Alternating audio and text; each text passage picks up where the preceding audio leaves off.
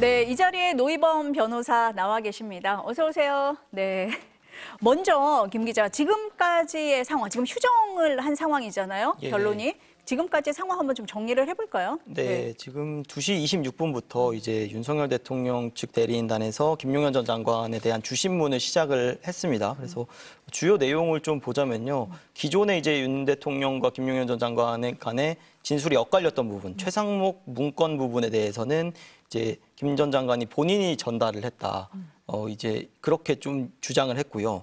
그리고 또 포고령 관련돼서도 원래 이제 알려진 바로는 이제 대통령이 검토를 하고 꼼꼼히 보고 뭐 법전도 찾아봤다 이렇게 나왔었는데 이제 김 전 장관이 대통령은 포고령을 훑어봤다 뭐 이런 식으로 지금 좀 대통령에게 유리하게 이야기를 했고 추가로 이제 국회에 이제 군 병력 투입과 관련돼서도 대통령은 오히려 군 병력을 줄이라고 했다거나 뭐 의원들이 들어갈 수 있게 그 출입문을 통제하지 말라고 했다거나 이런 식으로 이야기를 했습니다. 그리고 나서 이제 30분 정도 진행을 했는데 그 다음에 이제 반대 신문, 국회 측에서 반대 신문을 하는 것에 대해서는 사실을 왜곡할 우려가 크다면서 거부를 했고요. 그래서 지금은 휴정이 된 상태입니다. 변호사님, 일단 그 김용현 전 장관이 오늘 나와서 어떤 얘기를 할까 관심이 있었는데 윤석열 대통령 측 대리인단 신문에만 응하고 반대 신문에는 응하지 않았습니다. 이건 어떻게 봐야 됩니까, 먼저? 재판의 일반적인 원칙을 무시한 거죠. 기본적으로 증인의 증언의 어떤 신빙성이라는 것은 반대 신문권이 보장이 될 때만 그 증인의 증언의 신빙성이 유지가 될 수 있거든요. 왜냐하면 본인이 신청한 증인이 본인이 원하는 답변만을 다 하게 된 경우 그 증언의 신빙성을 탄핵하기 위해서 반대 신문권이 보장이 되어야만 되거든요. 그래서 민사재판이든 형사재판이든 물론 지금 진행되고 있는 헌법재판소의 탄핵심판에서도 당연히 반대 신문권이 보장되지 않는 증언의 신빙성은 믿을 수가 없게 됩니다. 그렇기 때문에 반대 신문권까지 거부한다는 것은 사실 좀 증인으로서 괜히 나와서 뭐 대통령 측, 뭐 증인을 신청한 측의 어떤 주장만을 그대로 맞춰주는 꼴이어서 사실은 김용현 장관의 오늘 증언이 반대 신문이 보장되지 않는 한 신빙성을 인정받기는 어려울 것이다라는 생각이 들고요. 또 하나는 김용현 전 장관이 지금 비상계엄 사태로 인해서 국정이 이렇게 문란해진 이런 사태에 대한 최소한의 어떤 책임감을 갖고 본인도 이 헌법재판소의 이 역사적인 심판 법정의 증인으로 쓴 거 아닙니까? 그렇다면 최소한 본인이 증인으로서의 어떤 최소한의 증언을 할 의무가 있다. 그런 점에서 오늘 반대 신문권에 대한 증언을 통째로 거부했다는 것은 재판 결과에도 상당한 영향을 미치지 않겠나 이런 생각이 듭니다. 아니 그래서 문영배 헌재소장 대행도 이렇게 될 경우에 그 진술을 거부할 경우에 신빙성에 대해서 낮게 평가할 우려가 있다. 이렇게 얘기를 했는데도 거부를 한 거거든요. 그럼 아마 사전에 김용현 전 장관 측과 대통령 대리인단 측에 아마 사전 교감이 있었지 않나 싶습니다. 통상적으로 그런 교감이 없다면 신청인 측, 즉 대통령 측의 신문에만 응하고 국회 측의 신문, 반대 신문에는 응하지 않는다는 것은 통상적으로 상상할 수가 없거든요. 그래야만 본인이 대통령 측의 어떤 증인 신문에 대해서 증언한 내용도 본인이 더 어떤 확실히 더 자신의 어떤 진실을 주장할 수 있는데 아마 제가 생각하기에는 그 국회 측의 증인 신문, 즉 반대 신문을 거부한 거는 지금 본인이 어떤 수사기관에서의 진술 내용하고 지금 헌법재판소 탄핵심판정에서의 진술 내용이 일치하지 않을 가능성이 매우 높습니다. 그렇기 때문에 스스로 이 증인의 본인이 어떤 반대 신문을 증언을 했을 때 결국은 본인이 사실대로 증언하지 않는다는 것을 보여줄 가능성이 있기 때문에 그렇고요. 그 표면적으로 이번 그 변론 절차에 들어가기 전에 대통령 대리인단에서 지금 수사기관에서 인증등본 송부촉탁에서 지금 가져온 그 피의자 신문조서 같은 것을 증거로 채택한 것이 위법이다라고 지금 계속 주장하고 있지 않습니까? 그건 일관성이 있다고 봅니다. 즉 수사기관에서는 김용현 전 장관이 상당히 상세하게 증언을 했고 그걸 토대로 해서 김용현 전 장관에 대한 공소장, 범죄 사실이 다 이루어졌는데 이제 와서 대통령 측의 주장과 같이 거기에 호응해서 진술을 바꾸려다 보니까 지금 반대 신문에 응할 수 없는 그런 상황에 처한 것이 아닌가 싶습니다. 그러니까 기존에 보면은 지금까지 나온 것은 지금 김용현 전 장관하고 윤석열 대통령하고 엇갈린 주장을 하는 부분이 많았습니다. 그래서 오늘 어떤 얘기를 할까 관심이었고 그랬는데 윤석열 대통령 측에서 김용현 전 장관을 증인으로 일찍 불러달라고 했단 말이에요. 당초에 좀 뒤에 있었죠, 김 기자? 네, 맞습니다. 뒤에 있었다가 지금 당긴 상황이에요. 그렇다면 어느 정도 좀 교감이 있었던 거 아니냐라고 추론을 해볼 수가 있다. 이런 말씀이신가요? 당연히 네. 교감이 있었다고 보고요. 그리고 통상적으로는 이제 탄핵 심판에서 소추위원은 국회 측이고 따라서 국회가 소추 사유에 대해서 증명 책임이 있습니다. 그렇기 때문에 국회가 신청한 증인을 먼저 증인 신문을 하는 게 원칙입니다. 그러고 나서 대통령 측에서 신청한 증인을 신문하는 게 원칙인데 대통령 측에서 계속 본인들이 신청한 김용현 전 장관을 우선 증인 신문을 해달라고 계속적으로 주장을 하고 우겼기 때문에 헌법재판소 재판부에서 받아들였거든요. 그럼에도 불구하고 국회 측의 반대 신문에 응하지 않았다는 것은 앞으로 대통령 측이 신청한 증인들의 어떤 신문에 있어서 그 증언의 신빙성에 대해서 전체적으로 재판부에게 나쁜 인상을 줬을 가능성이 매우 높고 그리고 일반적으로 재판관들도 재판을 한 사람들인데 반대 신문권이 보장되지 않는 이 증인 신문에 대해서 제가 보기에는 크게 고려하지 않을 것이다라고 생각이 됩니다. 지금 이제 오늘 질문이 나왔던 게 그 최상목 문건, 이른바 최상목 문건과 포고령 1호입니다. 이거를 뭐 누가 작성을 했느냐, 누가 줬느냐, 이게 핵심입니까? 그렇습니다. 지금 제3차 변론기일에서도 문영배 헌재소장 권한대행이 대통령에게 딱 두 가지 질문하지 않았습니까? 그 국가비상입법기구와 관련된 쪽지를 기재부 장관에게 줬는가 물었고 대통령이 준 적 없다라고 분명히 얘기를 했고요. 그리고 지금 국회의 어떤 그 계엄 해제를 할 결의를 하려고 하는 국회의원들을 끌어내라고 지시한 적이 있느냐 이렇게 물었을 때 대통령이 그런 적 없다라고 했습니다. 그런데 이 두 가지 사실은 사실 최상목 전 장관에 의해서 이미 대통령으로부터 받았다라는 그런 진술이 있었고요. 또 국회의원들을 끌어내라는 진술도 뭐 곽종근 전 특전사령관이나 이런 사람들이 여러 차례 지금 진술하지 않았습니까? 그리고 이 지금 비상입법기구와 관련된 내용과 그다음에 국회의원들을 끌어내라고 한 부분은 굉장히 중요합니다. 이 탄핵 심판에 있어서. 물론 형사재판에서도 굉장히 중요한 거지만 이게 왜 중요하냐면 대통령의 이번 계엄 선포 행위는 대통령은 2시간짜리다. 경고성이다. 뭐 이런 주장을 계속했습니다. 그 계엄 선포가 적법한 것이라고 하더라도 국회의 기능을 중단시키거나 제한할 수 있는 아무런 법적 근거가 없습니다. 그래서 지금 비상입법기구라는 것은 결국 계엄 선포를 통해서 국회를 해산하고 국회를 대체하는 입법기구를 별도로 만들겠다는 그런 의도 아니겠습니까?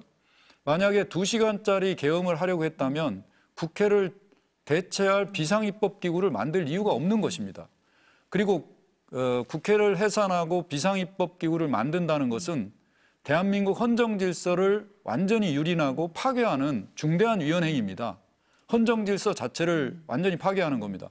그렇기 때문에 만약에 대통령이 비상입법기구를 설치하려고 했다는 것 자체, 최소한의 그거에 대한 인식이 있었고 이번 계엄 선포가 비상입법기구와 관련된다는 것만 소명이 된다면, 증명이 된다면 대통령의 어떤 위헌적 이번 계엄 선포 행위의 어떤 범죄 중대성, 법 위반의 중대성은 그대로 드러난다. 그리고 거기와 연계선상에서 국회에서 계엄 해제 결의를 하려는 국회의원들을 끌어내라고 했다는 것이 사실이라면 그것이 대통령이 직접 지시한 것이라면 결국 대통령의 이번 계엄 선포 행위는 대한민국 국회를 해산하기 위한 것이었다라는 점에서 비록 뭐 형법의 뭐 내란 범죄에 해당되는지 안 되는지 여부를 떠나서 그리고 계엄 선포 행위가 정당한지 아닌지 여부를 떠나서 대통령의 이번 행위는 헌법의 중대한 위반이고 헌정 질서를 파괴하는 범죄로서 탄핵 심판에서 결정적인 영향을 미칠 것이다. 그렇기 때문에 오늘 비상입법기구에 관한 쪽지의 어떤 인식, 작성 경위, 전달 경위가 굉장히 중요한 쟁점이 됐었다라고 봅니다. 지금 조금 전에 속보가 나왔는데요. 김용현 전 장관이 태도를 바꿔서 국회 쪽 증인 신문에 응하겠다라고 했다고 합니다. 이렇게 할 수밖에 없다라고 본 거겠죠? 그렇습니다. 네. 뭐 이미 그 문영배 소장 권한대행도 지금 반대 신문을 거부할 경우에는 앞서 이루어진 증언 자체에 대해서 재판관들한테 더 나쁜 인상을 줄 가능성이 있습니다. 그렇기 때문에 아마 대리인단과 휴정한 이후에 태도를 바꿔서 지금 반대 신문에 응하겠다라고 이제 얘기를 한 것 같은데요. 결국 국회의 어떤 반대 신문 과정에서 김용현 전 장관의 어떤 증언의 신빙성 그리고 대통령의 어떤 주장의 신빙성, 진실 여부가 좀 더 확연하게 드러나지 않을까 싶습니다. 김 기자 어떻습니까? 예. 지금 재개가 됐습니까? 그래서? 예, 지금 재개가 됐고요. 한 3시 10분쯤에 이제 재개가 됐는데 이제 그 사이에 휴정을 했지 않습니까? 그때 이제 헌법재판관 분들이 모여서 평의를 가지고 이걸 어떻게 거부를 하는데 어떻게 해야 되냐라고 얘기를 해서 결과적으로 결정을 한 게 국회 측은 질문을 해라. 그리고 김용현 전 장관은 말을 하고 싶지 않으면 거부권을 행사해라라고 하고 시작을 하겠다 해서 지금 시작을 했는데 그 사이에 또 문영배 소장 대행이 그 화면에다가 그 최상목 쪽지를 띄워달라라고 또 얘기를 했고요. 그래서 시작이 됐습니다. 그런데 답을 안 할 줄 알았는데 또 김 전 장관이 지금 답을 하고 있고요. 그래서 첫 질문으로 이제 그 아까 그 김용현 전 장관이 주신문 증인신문을 할 때 쪽지를 누가 준 거냐 최상목 대행에게 그랬더니 이제 그거를 그 실무자가 누구냐 이게 첫 질문이었습니다. 그랬더니 이제 김 전 장관이 얼굴이 익어서 주기는 했는데 급하게 이제 국방부로 가야 되는 상황이라서 복도에 있는 실무자한테 줬다. 그래서 국무회의를 마치고 국방부 가야 돼서 이제 대통령을 모시고 나가다가 못 주고 나갔다는 걸 알고 다시 들어가기가 좀 그래서 실무자한테 줬다. 근데 비서실 행정관 같은데 뭐 잘은 모르겠다. 이런 식으로 지금 답을 했고요. 지금 계속 어떤 질문이 나오고 또 김 전 장관이 답을 하는 모습입니다. 아니 근데 비상입법기구라는 게 굉장히 중요해서 헌법재판소에서도 재판관이 굉장히 중요하게 물은 거고요. 구속영장 실질심사에서도 재판관이 유일하게 물었던 게 비상입법기구 아니겠습니까? 그런데 이 쪽지를 어떤 실무자에게 줬냐라고 하는데 얼굴을 알아서 줬다? 복도에 있는 누군가에게 줬다라는 대답을 얼마나 신빙성 있게 믿을 수 있을까요? 네. 저는 이 쪽지를 누가 작성했고 실질적으로 기재부 장관에게 그 당시에 누가 전달했는지 그것보다는 과연 대통령이 이 쪽지의 내용을 알고 있었고 쪽지의 내용을 통해서 실현하려고 한 목적이 무엇이냐. 그리고 쪽지의 내용 자체는 분명히 대한민국 국회를 해산시키고 국회를 대체하는 비상입법기구를 설치하겠다는 내용은 문헌의 내용상 명백합니다. 왜냐하면 비상입법기구에 대한 예산 마련하라. 국회 관련 모든 자금을 차단하라. 그리고 예비비를 마련하라는 거 아니겠습니까? 결국 예비비 마련하라는 것은 이 계엄 사태에서 필요한 인력이나 수사 이런 거에 별도로 지원되는 인력 비용을 지금 예산 예비비에서 충당하겠다는 거고 기존 대한민국 국회에 대한 모든 자금을 차단하라는 것은 국회는 이제 없애겠다, 해산하겠다라는 거고 결국 비상입법기구에 대한 예산을 별도로 마련하라는 것은 국회를 해산하고 비상입법기구를 만든다는 겁니다. 제가 여러 차례 말씀을 드렸습니다만 헌법상 적법한 전시사변의 경우에 비상계엄을 선포하더라도 대한민국 국회의 기능을 제한하거나 차단하거나 어떠한 기능의 어떤 손상을 일으킬 수 있는 법적 근거가 전혀 없습니다. 그러니까 비상계엄, 전쟁 중에서라도 대한민국 국회의 기능은 정상적으로 운영돼야 되는 게 대한민국 헌법의 어떤 규정입니다. 그런데 대통령은 비상계엄을 이유로 해서 국회의 권능을 마비시키고 중단시키려 했던 것 아니겠습니까? 그런데 지금 대통령의 주장이 전체적으로 뭐 사실이라고 하더라도 그 자체로 이율배반적이고 중대한 헌정 파괴다.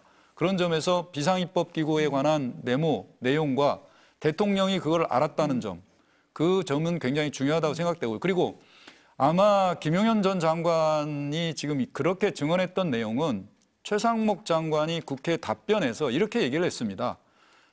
대통령을 딱 만났는데 당일 계엄선포 전에 대통령이 자기를 부르면서 여기 참고 자료가 있다라고 얘기를 했다는 겁니다. 그리고 누군가 본인에게 전달을 해줬다는 겁니다. 그 정황을 전체적으로 비춰보면 대통령이 이거 참고 자료니까 직접 이거를 뭐 시행해라라고 준 건 아니지만 대통령이 최상목 장관을 직접 불러서 이거 참고 자료니까 지금 가져가 보고 실시해라라고 한 거 아니겠습니까? 그렇죠. 옆에서 실무자가 전달했다는 것은 대통령의 지시를 따른 사인에 불과한 겁니다. 그렇기 때문에 근본적으로 그 쪽지를 전달한 주체는 대통령이라는 거예요. 대통령은 그 쪽지의 내용을 다 인식을 하고 있었다. 그렇다면 대통령의 이번 계엄 선포의 목적이 국회 해산, 국회를 대체하는 비상입법 기구, 법적으로는 우리 헌정 질서를 파괴하는 중대한 위헌적인 행위다. 그런 점에서 헌법재판소에서도 이 점을 굉장히 중요하게 여기고 계속적으로 이 점에 대한 신문을 하고 쟁점을 삼아서 물어보고 있는 것이 아닌가 싶고요.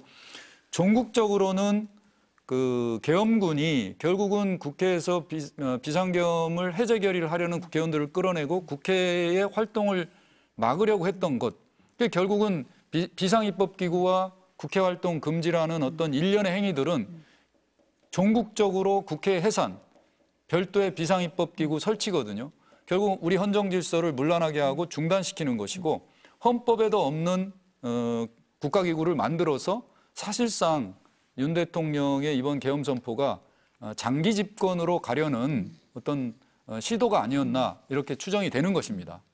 그러니까 변호사님이 말씀을 하신 것처럼 대통령이 주라고 했다는 건 인지를 했다는 것이고 그리고 이렇게 중요한 비상입법기구와 이를 위한 예산 편성을 대통령이 모른 채 할 수가 있겠습니까? 그럼 김용현 장관이 이것을 마음대로 결정을 했다라고 믿기가 어려운 상황이거든요. 그리고 계엄 선포의 주체가 누굽니까? 대통령이잖아요. 그렇다면 이것을 몰랐다고 얘기하기가 좀 어려운 상황으로 보이는데요. 그렇습니다. 그리고 그것이 과연 국방부 장관이 작성할 내용도 아니지 않습니까? 그 예비비라든가 무슨 뭐 국회 자금의 차단이나 뭐 예산에 다시 설정하는 거. 그리고 김용현 장관이 앞서 그 보도에 의하면은 그렇게 증언했다는 겁니다.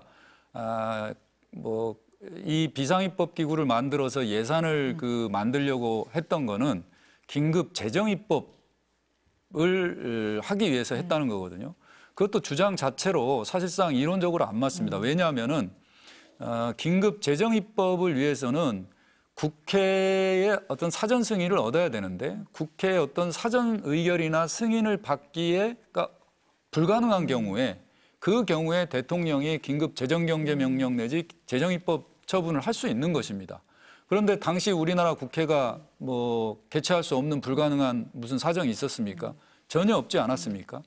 그렇기 때문에 지금 김용현 전 장관의 대통령 측 증인 신문에 대한 답변 내용도 비상입법기구와 관련돼서 긴급 재정입법 처분을 하기 위해서 예비비를 마련하라 했다, 예산을 마련하라 했다. 이건 전혀 이 주장 자체로도 설득력이 없는 주장이다라고 생각합니다. 또 하나 중요한 게 이제 국회 계엄군을 투입한 이 부분이잖아요. 이거에 대해서도 뭐 6만 명을 동원하라고 한 게 아니라 뭐 소수만 동원하라고 했다, 뭐 이런 주장을 하고 있는데 지난번 화요일 날 변론기일 때도 국회 계엄군이 투입된 장면, 선관위에 계엄군이 투입된 장면, 뭐 영상이나 CCTV를 다 상영을 해서 보여줬고 당일날 뭐 방송을 통해서 생중계가 된 상황입니다. 김용현 전 장관의 오늘 그 증언을 믿을 수가 있을까라는 생각이 들거든요. 네, 증언 자체에 대한 신빙성도 없고요. 어떻게 보면은 이 김용현 전 장관의 공소장에 보면 이렇게 나옵니다. 대통령이 계엄을 하고 싶다. 근데 동원 가능한 병력이 어느 정도 되느냐 그러니까 김용현 장관이 이렇게 답변했다는 겁니다.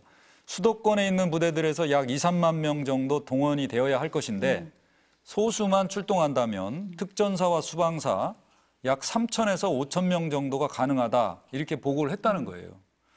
그렇기 때문에 최소한 김용현 전 장관은 벌써 특전사, 수방사 실제 투입하지 않았습니까? 그렇죠. 실제 3,000에서 5,000 명을 투입하려고 다 준비가 되어 있었고 실제 당시에 그 국회 현장에 파견됐던 군인들은 뭐 270명, 그 외에 수방사 직원들이 있었지만 특전사를 제외하고 이미 뭐 3공순위, 7공순위, 9공수가 이미 이동을 하고 있었다는 거 아닙니까? 네.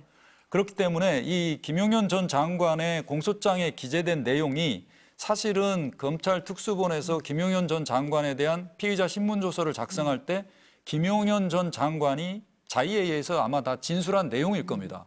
왜냐하면 그 짧은 시간에 검찰 특수본에서 이 많은 분량의 사실관계를 확인하기는 좀 어려웠을 것이고요. 네.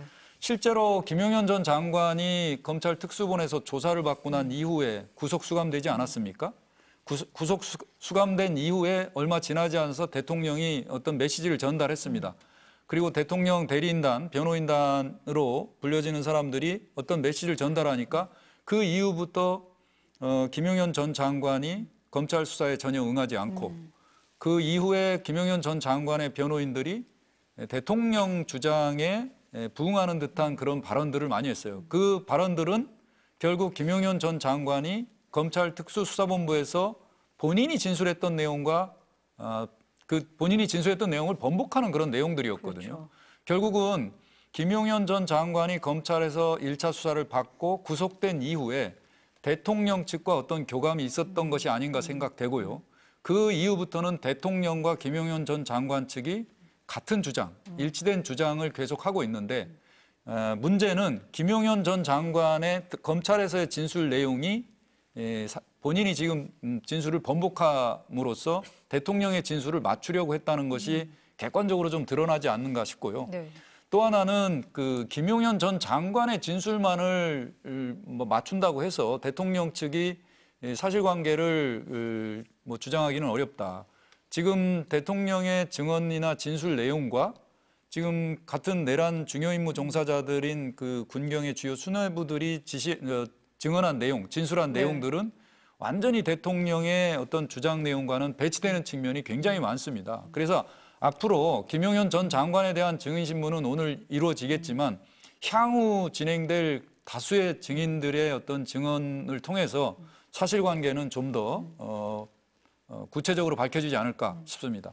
지금 뉴스 속보가 나오고 있는데 지금 변론 중에 하고 있는 얘기 같습니다. 예, 맞습니다. 네. 지금 계속 질문을 국회 측에서 하고 있고 김 전 장관도 답변을 그에 맞게 하고는 있습니다. 지금 그래서 지금 속보가 나가는 부분은요. 이제 노상원 그 전 정보사령관 내용인데 이 부분을 조금 국회 측에서 질문을 했거든요. 그래서 노상원 전 정보사령이 그 경기 안산 쪽에서 무속인으로 그 활동을 하던 그 전 정보사령관인데요. 그 민간인신 분인데 이제 비상계엄 관련돼서 지시를 하고 정보사 장교들한테도 노상원을 잘 도와주려고 한 이유가 뭐냐 그랬더니 뭐 주로 정보사령관에게 그러니까 현 정보사령관에게 줬지 노상원한테는 안 줬다. 근데 이제 뭐 노상원 전 정보사령관이 석 달간 22차례나 이제 공간 쪽을 방문을 한 걸로 나오는데 뭐 이렇게 물어봤더니 뭐 근데 노상원 전 사령관에게 비상계엄을 지시한 거는 뭐 몇 번 온 거 중에는 몇 번 안 된다. 어쨌든 만났다는 거는 지금 인정을 했고요. 그리고 아까 주신만 과정에서 이제 얘기가 됐던 어떤 그 병력 부분에 대해서도 지금 얘기를 했는데 국회에서 이제 계엄이 질문입니다.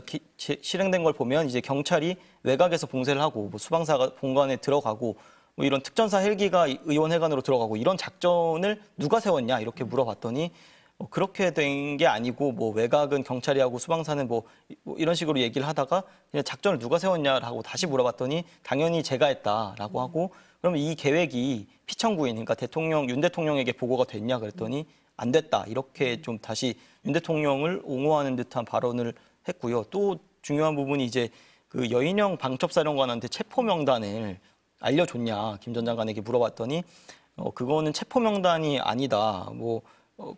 그러면서 이제 체포는 어떤 게 성립돼야 되고 이런 얘기를 하다가 다시 바꿔서 물어봤습니다. 체포 명단이 아니라 정치인이 포함된 명단을 여인영 방첩사령관에게 알려준 적이 있냐라고 다시 이렇게 물어봤더니 그렇습니다 하면서 체포 명단은 아니고 포고령 위반 우려 대상자라고 이렇게 이야기를 했습니다. 네, 지금 김용현 전 장관이 헌재 출석을 해서 증인 신문에 대답을 하고 있는 상황까지 전해드렸습니다. 두 분 말씀을 일단 여기까지 듣겠습니다. 감사합니다.